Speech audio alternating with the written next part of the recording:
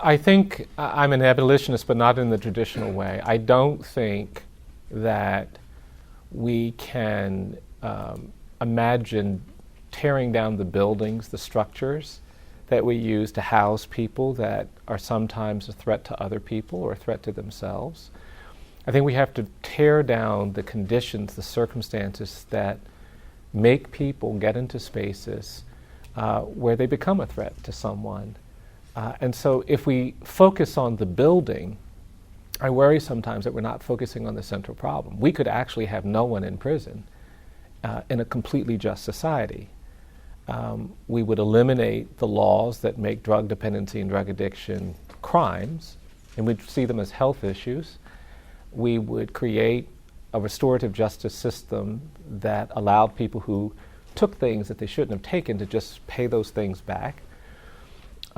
We would create a culture where if someone injures another person, you assess how and why that injury took place before you decided what the proper response would be. But there would still be all these other problems that we'd have to fix. If you have people suffering from mental illness and psychosis and schizophrenia and disability, and you're not making sure that they get taken care of, there will be times when they will act in ways that are a threat. Or if you have people disrupted by lives of poverty and despair that make them at odds with the things that are going around them in a way that becomes violent and destructive, you're going to have problems. So I think the real challenge is creating a society that cares enough about one another that we don't have to imprison anyone to actually be in healthy relationship. And that may seem wildly optimistic, but I think it's more realistic to talk about how to achieve that kind of society than to achieve abolition of prisons in the abstract. Because the truth is, it's the poor, it's the people of color, it's the marginalized that will be at risk if we take an approach that says you can victimize some people with no accountability. Right? So I reject that as a construct because I don't think it's actually rooted in helping the people who are least. People with power will always be able to shield themselves, always. And you can create distance, you can build walls, you can create these resources that insulate you from the problems that are created when we're not dealing seriously. And I think to a large extent that's what's happened.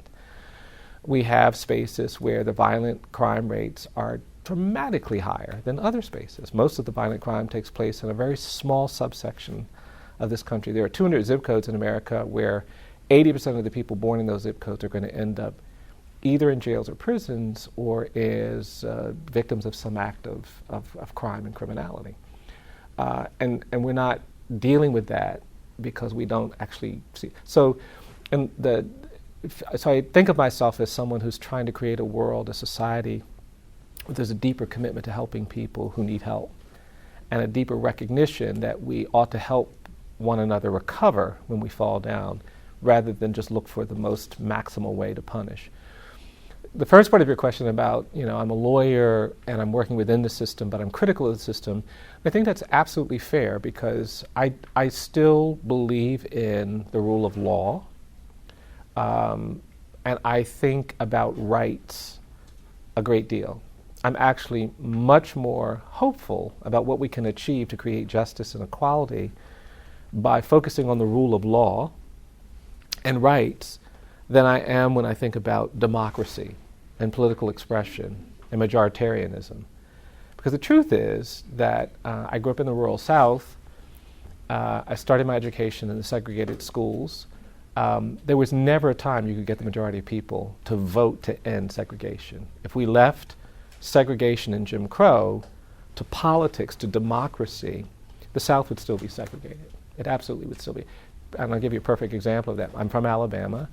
State constitution prohibits black and white kids from going to school together. That's in the state constitution.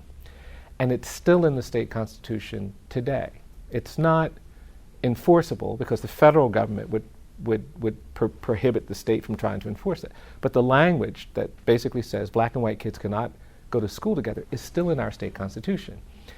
And the reason why it's still in our state constitution is that that twice the business community in Alabama has tried to get that provision removed, but it requires a vote, a ballot initiative where everybody in Alabama has to vote. So in 2004, after ignoring it for 50 years, the business community was motivated to get that out of the Constitution, not because they were burdened by it, but because of business, right?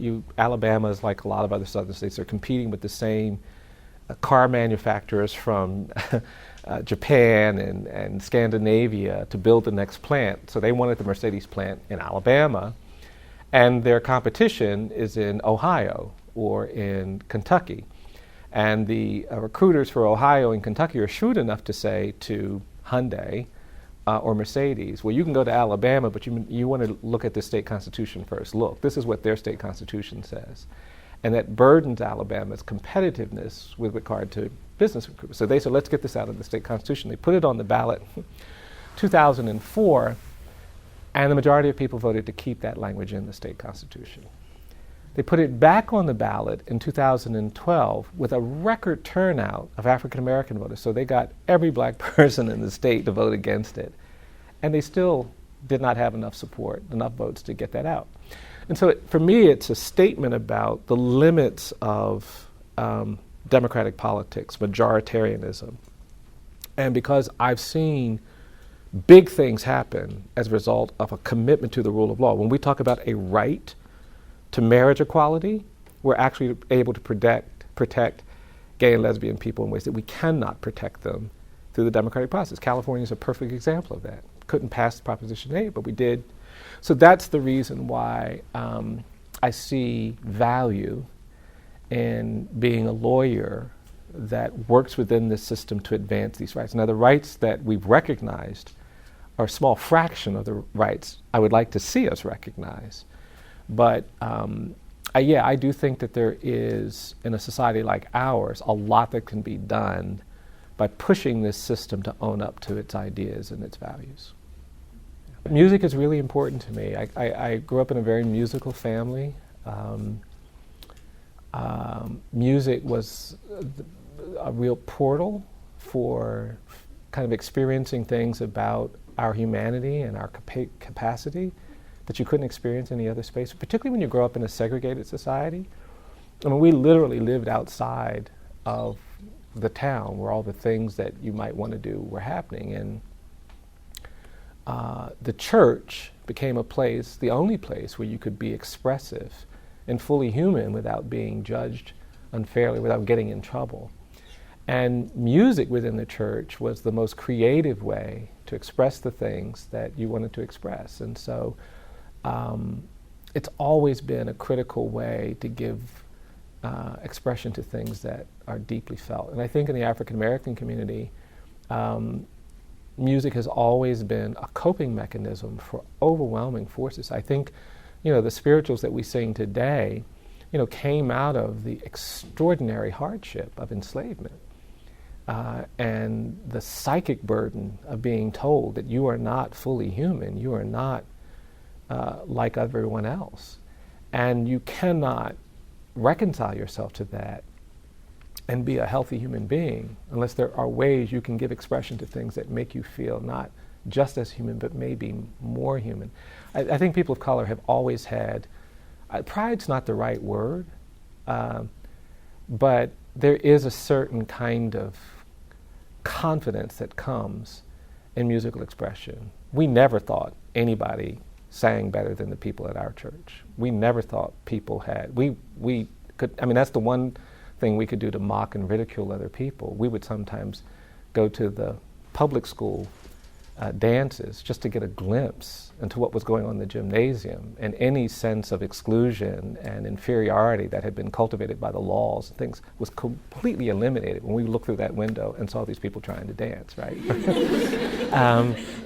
We just felt like there was a relationship to music and rhythm and expression that was uniquely our own, and that was not only energizing and affirming, but empowering, right? Sustaining. And I very much grew up in that tradition. My mother was a church musician. My father was a church musician. I started playing when I was like 3 or 4 years old. And you just saw all of these amazing things about human dignity and human struggle. When I was a little boy, I used to play for, we called them testimonial services. So before the service would start, people would come in and they would stand up and give their testimony. They would just tell you about what had been going on in their life that day, that week. And before I graduated to playing in the services, I had to play in the testimonial service, which I loved because people would just start singing songs. You had to figure out which key and all that kind of stuff. And what amazed me was people would sometimes give heartbreaking testimonials. And they would tell you about all the difficulty they'd gone through that week. And a mother might say, my son didn't come home and I don't know where he is, or I didn't have enough food to feed the family. And there would just be this hardship in the words that you'd be hearing. And then at the end of that testimony, that woman might say, but I'm here and I wouldn't take nothing for my journey now. And she'd just start singing. And I think that that relationship to kind of difficult narrative has kind of stuck with me my whole life. And it was kind of unconsciously shaping my writing. It was sort of 3 or 4 chapters into it before I realized that that was the way I was managing this. And then it became a more conscious part of it. And yeah, I think music is absolutely key. I think that justice work has to have a soundtrack. I think human rights work has to have a soundtrack. And then when it's being done genuinely, when you're all in, it will happen. You don't even have to organize it. You don't have to schedule it. You don't have to. It just becomes a necessary way that you express what you are feeling. You manage some of the complexities. We're doing this project, and it's been fascinating to me. We have a project where we're building. So we're going to build this lynching memorial. We're really working on racial justice work now. And we've documented thousands of lynchings all across the country. And about 6 months ago, we decided to do a community engagement project where we would invite people in from the community. And we asked them to go to lynching sites, and we give them a jar with the name of the victim of the lynching and the date of the lynching.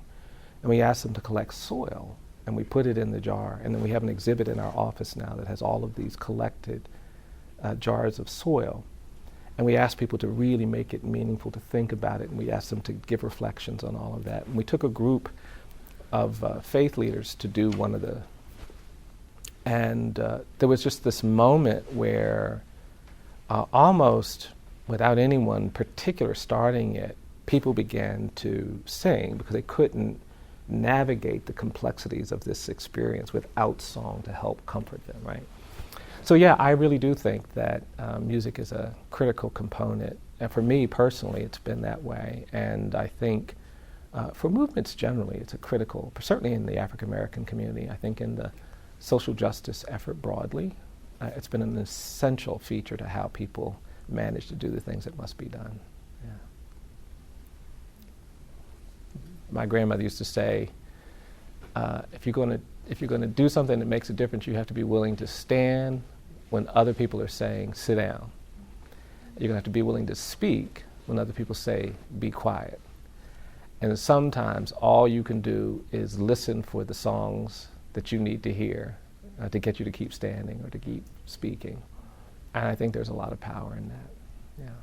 I do think that we can protect people by creating legal rights that empower those around them to not do the things that otherwise would burden them. So for example, we have 10 states where you permanently lose your right to vote as a result of a criminal conviction. I would like to make that unconstitutional. I would like to enforce the 15th Amendment in a way where no one can lose their right to vote because of a mistake or because of an act. And if we got a court that agreed on that, all of a sudden these people would be able to vote. And when you're able to vote, you're able to engage and participate. We have done work around these initiatives like Ban the Box, which is just a simple thing, but you know, if employers have the first question on the employment application, are you or have you ever been convicted of a crime? Nobody gets hired, ever. I mean, it's a threshold barrier that very few people can get past. But if you just make that the last question, and you do an interview, it's amazing how much higher the percentage of people who are formerly incarcerated becomes that get hired.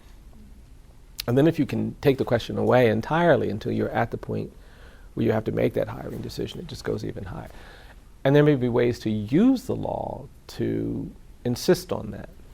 So I think that you can absolutely create more protections for people. Look, we said in the Voting Rights Act, you can't prevent black people from voting through these strategies and these ploys that you've been using for the last 80 years. It didn't mean that people who had been saying segregation forever wanted people of color to vote, but it did mean that there were going to be new opportunities to vote, and if you organized in the right way and you pushed in the right way, you would get that voting right, which everybody thought you wouldn't be able to do.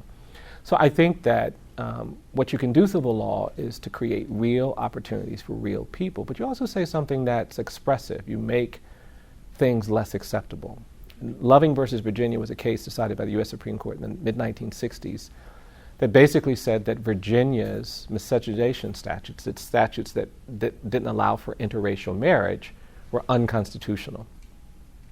And what that meant was, people who were from different races that wanted to get married could get married, they just had to leave Virginia. And there were a lot of people in Virginia who were proud of the fact that you had to leave Virginia. And by giving expression to the idea that that is unconstitutional, it is unacceptable in this country, the court not only reinforced the legality of those marriages, but they also reinforced the legitimacy of those marriages. And it meant that we started talking a little differently about the acceptability of interracial marriage. 50 years prior to Loving, people were lynched for interracial romance. Just routinely. And so that legalization played a critical role. In our criminal justice work, one of my biggest hopes is that we can push this country away from the misguided policy decision we made to treat drug addiction and drug dependency as a crime. Right? We could have said that's a health issue, and we're going to deal with it like a health issue. We did that for alcoholism. So in this country, we have a consciousness that people who suffer from alcoholism have a disease.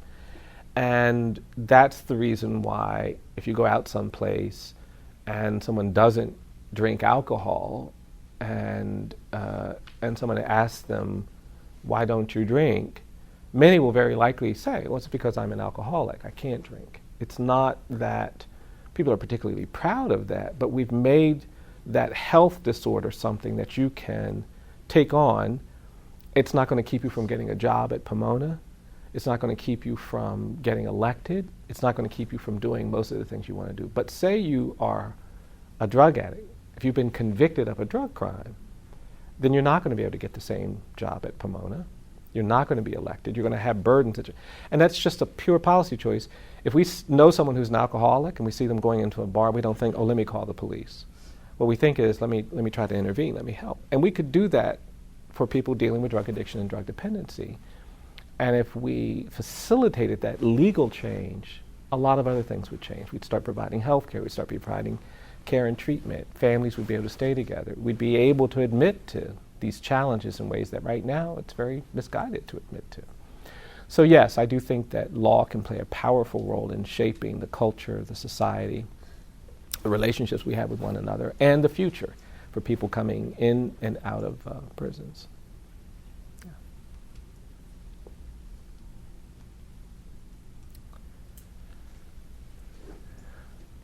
Yes. So in your book you mentioned a few different ways that you can tackle the issue of the prison industrial complex. Mm-hmm. You mentioned law, you mentioned policy. Just now you said you don't necessarily think that democracy will work, but you also have started your own nonprofit and you engage in lots of activism and advocacy, including work with education. I'm wondering, where do we start, or where do we focus first? Mm-hmm. I think it depends on who you are and what your interests are and where you are. In California, a democracy can definitely work. It's not the only tool. But in California, your most significant reforms in the criminal justice space have come through the ballot, right? You had a ballot initiative to end three strikes laws. in 2012 that succeeded. And everybody knew that those laws were not smart. The legislators knew, the governor knew it was costing the state a lot of money to keep people in prison who were not a threat to public safety.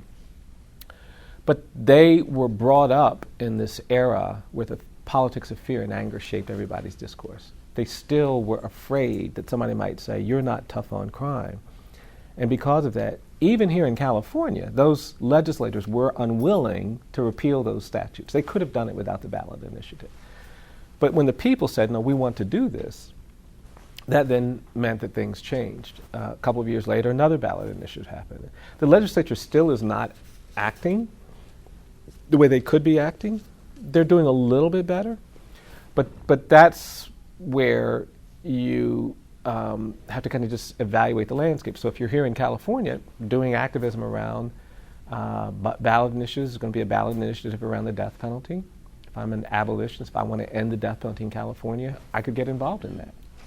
Can't do that in Alabama, right? We don't have the mechanism for it, and we don't have a consciousness for it. So there, if you want to do something about the death penalty, you're going to have to play a more focused role. You can be a lawyer and challenge and represent people, or you can be a social worker and help people who are condemned, or you can be an educator and get to create a consciousness about these things. But your opportunities are going to be shaped by the environment in which you are living. I don't think there's one way to do things. I really do think that you have to be tactical and strategic, and you have to learn the space that you're going to operate within. I do think the most effective activism and change work is done in proximity to the problems you're trying to change.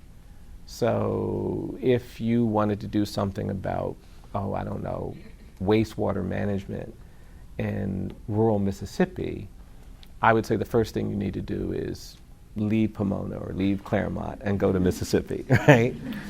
And I think sometimes the decisions are just that basic. It is, how do I get proximate to the thing that I most care about? And then the second question and the third question changes from the questions you would think are second and third when you're just thinking about it in the distance. I'll talk about this tonight, but my prescription is for change. You have to get proximate. You have to change the narratives that are behind the problems that you're trying to address. There's a narrative behind the issues that we are dealing with. You have to be hopeful. That's my third piece of advice. You cannot change things if you are hopeless about what you can do. Hope is absolutely vital. And you have to be willing to do uncomfortable things. I don't think anything changes when you only do what's comfortable and convenient. I've kind of studied and read and looked for an example where oppression ended, where people only did what was comfortable and convenient, and I can't find any examples of that. But I think it's really that basic, yeah. I mean, I think that I don't know what it would mean to say it does what it's intended to do. We still have to fix it. I like that rhetoric because it just has a nice kind of zing to it. But it doesn't, if the consequence of the rhetoric is, so therefore, don't try to fix the system, just be mad about it, just complain about it, just deal with it, just accept it, then I would reject that, right? Because only people who are privileged and protected enough to have the security of not trying to fight it, change it, correct it, can make that statement. If the consequence of it's doing what it's intended to do just means that your engagement in fixing, changing, correcting is deeper, I'm all with that. But I think too often it's a way of disconnecting from the work that has to be done to create better opportunities for people. I don't have the capacity, and I don't think we have the capacity to pretend that there is no criminal justice system in this country and act as if it doesn't exist. Some people can do that because they're just, again, not burdened by it.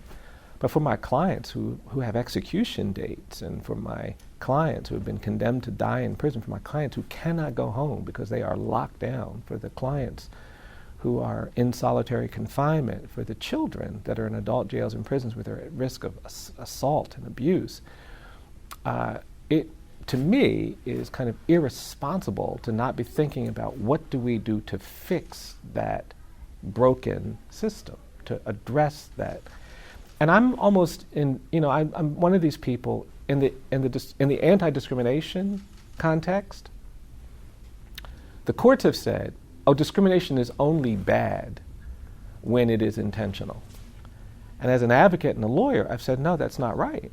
Discrimination is bad even if it's not intentional. It's problematic. If you only hire men, because you say, I only intended to hire men, and 5 years go by, it's still a problem, right? And so I'm not as worried about what the intentions of some people are in this system, because it is bad. Whether it's intended to function this way or not, it's a broken system that we've got to fix. We've got to do something to help people who are at risk. And I will say one more thing about this. I mean, we very much at our project, Equal Justice Initiative, we take an approach that we call client-centered. I mean, we really do want to think of ourselves as using our time, our talent, our ability to help a community of people who are more imperiled than we are. And there are moments, I think, in activism where I think that gets lost, because sometimes it's your own anger, it's your own frustration, it's your own understanding of things that you want to act on. Completely legitimate, necessary. I think it's even important that we do that. But if it's not connected to some community of people who are more imperiled than you are, it can get you to do things that are not that useful to the communities themselves. That's how, over time, movements become irrelevant and rejected by the communities that people think that they are serving, is because it's not really about advancing their needs. And I think for the 2.3 million people in jails and prisons, for the 6 million people on probation and parole, for the 70 million people with criminal arrests, they need help. They want responses. And they're not interested in the debate about, well, is this intentional or not? Do you know what I mean? I think sometimes we assign intent because we want to elevate the culpability question. And I'm interested in that, and I do it a lot. But that to me is not an objective. You know, it's only a tactic for advancing a greater commitment. We tolerate the victimization of people in jails and prisons across a wide spectrum. We just, that's one of the biggest problems in America, in my view, is that we have this scale of victimization. We don't actually value each person's victimization equally. The more affluent you are, the more your victimization matters. The more status you have, sometimes the more, attractive you are, the more your victim is in some kind of misguided lens of attractiveness. And the problem we have is that people just don't care about the suffering of people in jails and prisons. And so the high rate of violence, assault, injury, murder doesn't get the attention it needs. The abuse doesn't get the attention it needs. And then the sexual violence doesn't get it. And when you're in a space where people don't care about the victimization of others, you can actually victimize people with impunity. And in places like prisons that are already so structurally inhumane, that's going to have very sexual features. And so, no, I think the problems are as extreme as they've ever been. And in fact, because we're so overcrowded right now, you could even say that the problems are worse than they've ever been.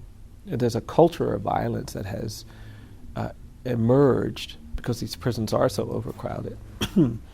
And we've shielded prison departments of corrections and prison officials from accountability. I mean, there are three sets of laws, and I don't want to turn this into a lecture, but in 1996, President Clinton signed 3 laws. He signed the Welfare Reform Act, which criminalized poor people, criminalized them.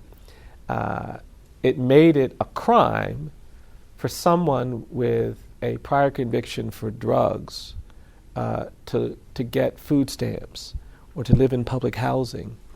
And that very fragile public safety net that we have in this country was pulled away from some of the most vulnerable people in American society. 1996 is when I believe we actually legalized a new class of people in American society called our untouchables.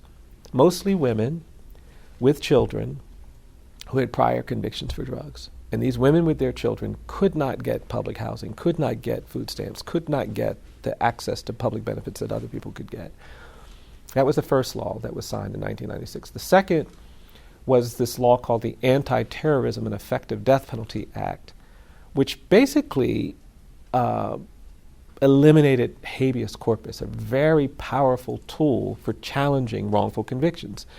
I think we have more innocent people in jails and prisons right now than we've ever had in the history of the United States. And one of the reasons for that is that we have closed and blocked and made it impossible for innocent people in jails and prisons to get in front of courts, usually judges that are not elected, who can review their claims. And that was signed, the second law that was signed by President Clinton. The third law was something called the Prisoner Litigation Reform Act, which basically made it very, very difficult for prisoners to challenge conditions of confinement, made it really hard for them to complain about sexual violence in the prison or to hold guards and prison staff accountable. And so those problems became epidemic very quickly, to the point where in the early 2000s we had people on both sides, Republicans and Democrats, saying we need to stop this sexual violence. So they passed something called the Prison Rape Elimination Act. But because they were so nervous about empowering people like me or imprisoned people to sue or to enforce it, they made it have no enforcement provision. So it's been on the books for 13 years, but there's no enforcement mechanism. And in that respect, things haven't changed. We have 28 states that still put 14, 15, and 16-year-old kids in adult jails and prisons. We have places where the sexual violence is epidemic, and I can't sue behind any of that.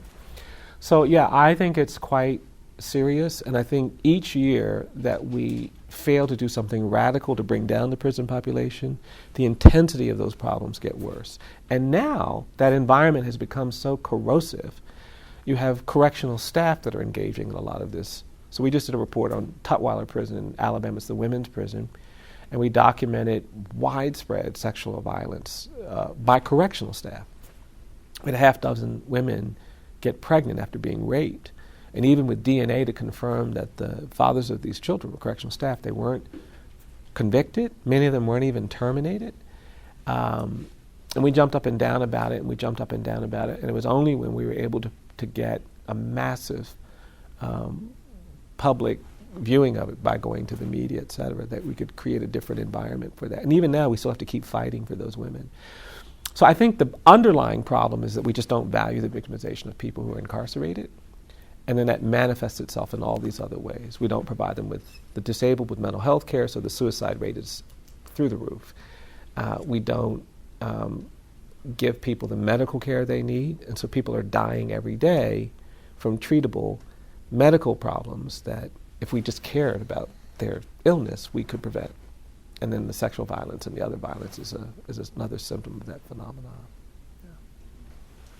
Yeah. So the question is, how do I view judges, prosecutors, and police officers who put people in prison or jail unjustly? And I view them as people who should be held accountable. Again, our legal infrastructure is so undeveloped, so we shield police, prosecutors, and judges with something called immunity, which means that even if they knowingly engage in misconduct to put somebody in jail or prison, if it's within their role as a police officer or a prosecutor or a judge, they have some kind of immunity. You can't really sue them. And that has meant that they don't really lose sleep about this unless they develop some moral consciousness. And if they're intentionally trying to do it, that's not going to happen. So I think we need to change that. I think they need to be held accountable. If we made it a crime to knowingly falsify evidence or knowingly arrest someone for whom there is no basis for the arrest, or to withhold evidence, if we made it a crime, we would have radically different outcomes in these cases. I don't even understand. You don't even have to make it a crime. I don't understand. We've had all these innocent people released. In the death penalty context, we have 156 death row prisoners who've been proved innocent after being sentenced to death. That means for every 9 people we've executed, we've now identified 1 innocent person on death row. It's an unbelievable rate of error. Unbelievable. If there was a dorm on Pomona's campus and something toxic was in one of every 9 rooms, and we didn't know which rooms they were in, and anybody who walked in there would die, they would close that dorm down. They wouldn't say, oh, let's just see who makes it and who doesn't, right? And, your parents wouldn't let you go into those dorms. Everybody would say no. But we continue to have this death penalty system because of this. So the question then becomes, why don't prosecutors create what we call conviction integrity units? So when I tried to prove Walter McMillan's innocence, when I try to get people, I got to do all of these things. I have to fight and have to do all of this stuff because everybody's trying to block me from proving this person's innocence. But a just prosecutor ought to be just as committed to making sure that no one he or she has prosecuted is innocent as I am. Why? That's not a political view that innocent people shouldn't be in jails and prisons. We claim that that's our worldview. And so we say, create a conviction integrity unit in your office, Ms. Prosecutor, Mr. Police Chief, whomever, and you commit to investigating the cases where there's questions about it. They won't do it. Why? Because they don't have to. And 2, because when someone is exonerated or proved innocent, nothing bad happens to them. And I think that's the problem in a system like ours. Now, if you made it impossible for somebody to ever get elected again or to go up the chain again, if they were ever proved to, that would change things radically. So I think that's my view. I don't think of them as evil. I don't really, as you can probably tell, I don't really think people are evil. I think some people get so disoriented and burdened by a lot of things that they end up doing a lot of things that are evil and destructive. But I do think that we have a system where people have been shielded from responsible thinking. They have been shielded from accountability. They have shielded from feeling shame and angst. And when you have a system like that and you give those people power, you're going to see a lot of oppression and a lot of injustice. If you are not with oppression and injustice, you got to change that system. I think, honestly, my release in self-care really comes in being able to do what I think is most effective. Like if I was just required, if I only could represent people on death row when I started, I think I'd be a much more frustrated, agitated person.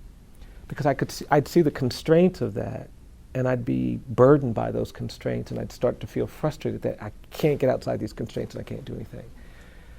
But what's been really energizing for me is even though I started thinking I'm just going to represent people on death row, when it became clear that we might have a bigger impact on creating an environment where we can help people get off death row if we talk about poverty in this context or race in this context, it's not a death penalty case, or we start talking about elected judges, or we start talking about to be able to say, okay, so let's go do that, means that constraint never really emerges. You get to move, you know what I mean? You get to do something. It would almost be like a musician who, is taught to play classical music, and you get to a certain point in your life where you're hearing all this other stuff and you want to really play that, but you're not allowed to. You'd be a very frustrated musician. But if you can then just go explore those things, and so for me, we've been expanding, so now our biggest work, my work is now really largely focused on racial justice stuff outside of the criminal justice system. And so these calendars that I see, it's something that I've been really loving putting these calendars together, and we're talking about, we're doing a museum.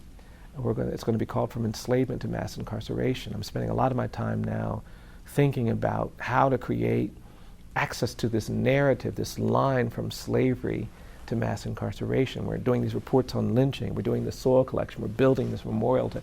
If I wasn't able to do those kinds of things, and I was still, I think I'd be a really, really frustrated person. But because I'm now talking about slavery, I never thought I would get back to that. Never. Because my grandmother was the daughter of people who were enslaved. She talked to me about slavery all the time. And by the time I got to college or law school, it was just buried somewhere in my consciousness. And now it's emerged because the work has led me back to it. And that's really, it's really energizing to me. You know, I can't wait to get back and do this work. And so I think to be honest, that's the real release. It may not be sort of what people expect, but that's been what's been really affirming for me, is to create an office or an organization or an entity that's willing to do something different if we think that difference is required, to be strategic and tactical, to do the things that we think will have the biggest impact.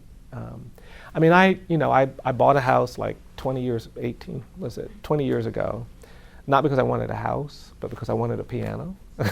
And the apartments I was living in weren't big enough for pianos. And that's a really important coping mechanism for me. I still kind of, I guess, get up and run around and, run or exercise or something like that. And it's a simpler yeah, I get out, that's right, And it's simpler to say, I do some music and I do some exercise.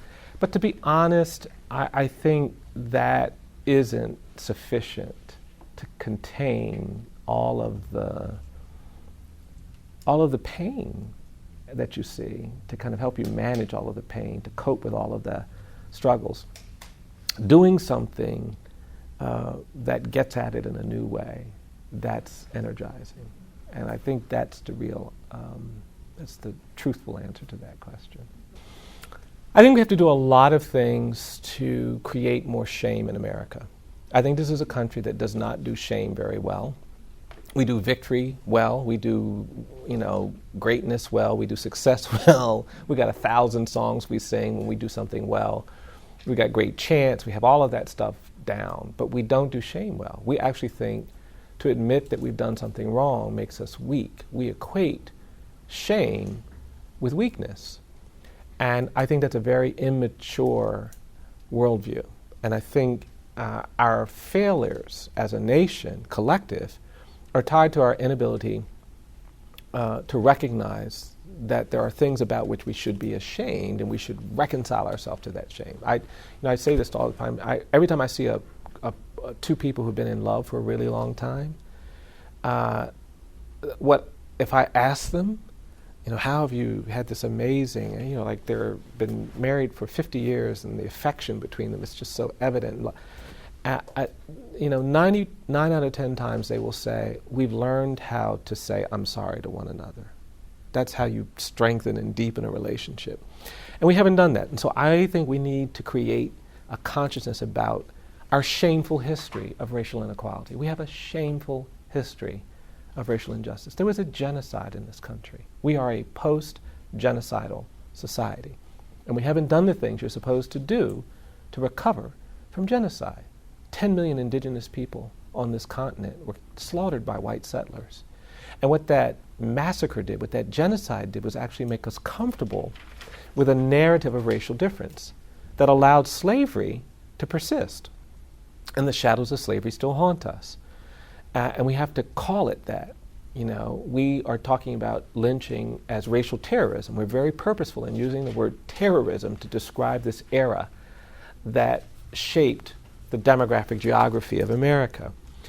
I think in the civil rights space, I'm thrilled to hear that your history class is getting past that reductionist view, because I think we have been misled into thinking that the civil rights era was this moment of transformation and purge. It wasn't.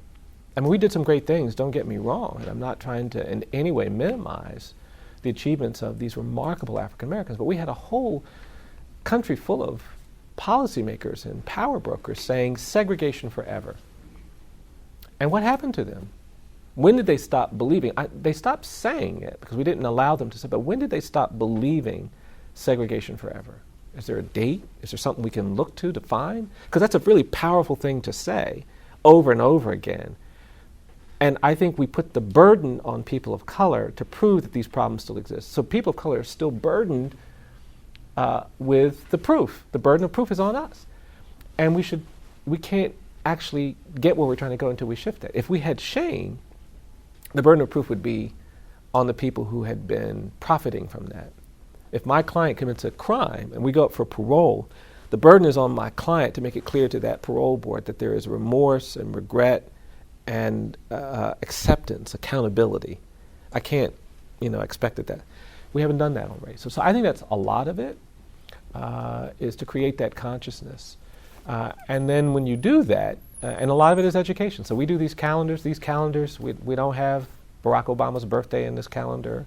It's not a feel-good calendar. It's a calendar that's designed to get people to look at challenging images and to talk about the things that we don't talk about, right? We have projects where we're going to put markers. We're trying to put a marker at every lynching site in America. I don't think you should be able to go through this country and be in spaces where horrific acts of terror, mass atrocities took place, and not know where you're standing. We want to create spaces where trauma and memory can come together to create healing. You go to other parts of the world, if you go to Rwanda or South Africa or Germany, the places where these horrific histories take place, there are cultural spaces that are designed to help you recover. In Auschwitz, there's an amazing museum. In Berlin, there are markers and stones. In Rwanda, there's a genocide museum. In South Africa, there's the apartheid museum. In this country, we don't have any places that are designed to engage you on slavery or lynching or segregation. And the places that we do have tend to kind of Disneyfy things. We're going to have a new museum in Washington. I've got, my fingers crossed, but I'm already seeing some symptoms of that. Don't make it too challenging. Why not? It was a challenging, horrific history. We don't talk about people being lynching survivors in this country, and we have thousands of them. We don't talk about people being survivors of segregation. We have millions of them. We don't talk about that, and without that identity, we don't have that relationship. I was in a room at a college, actually, and someone came in and said, "Oh, this person is actually an amazing person. She is a Holocaust survivor." And it changed the whole atmosphere in the room. And when she walked in the room, we all wanted to make sure she was well taken care of. I did. I wanted to make sure because I have this understanding of the Holocaust. I have an understanding, a narrative in my mind of what it took to survive the Holocaust, and I want her to know I embrace her survival. I salute, I respect, and I share her pain at having to deal with that history. We don't do that in this country for all of these survivors of all of these problems that we created and sustained. So I think that's got to be key to it.